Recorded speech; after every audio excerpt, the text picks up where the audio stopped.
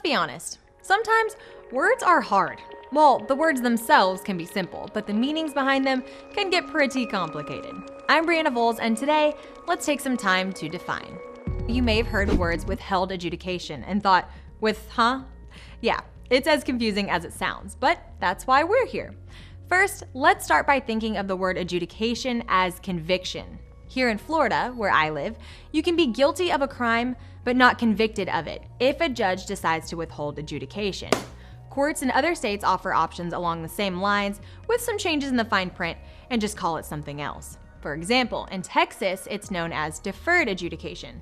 Basically, what it means, according to the many law sources I used to write this, is that you get some of the consequences for doing something wrong, just not the really bad ones. It's kind of like when you get a speeding ticket and you were obviously speeding, but the judge sends you to driving school instead of handing down a fine and putting points on your license. You follow? Okay, real quick, let's go back to that word conviction. Lawyers tend to push for their clients to have adjudication withheld or deferred because it avoids that key word, conviction. If you're convicted of a felony, you could be stripped of your civil liberties, like voting or carrying a gun.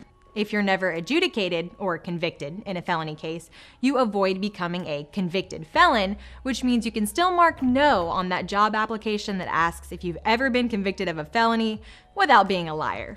Just a heads up though, any withheld or deferred adjudication likely still shows up on a background check. So some unsolicited, non-legal advice from yours truly, just try to avoid that whole crime thing altogether.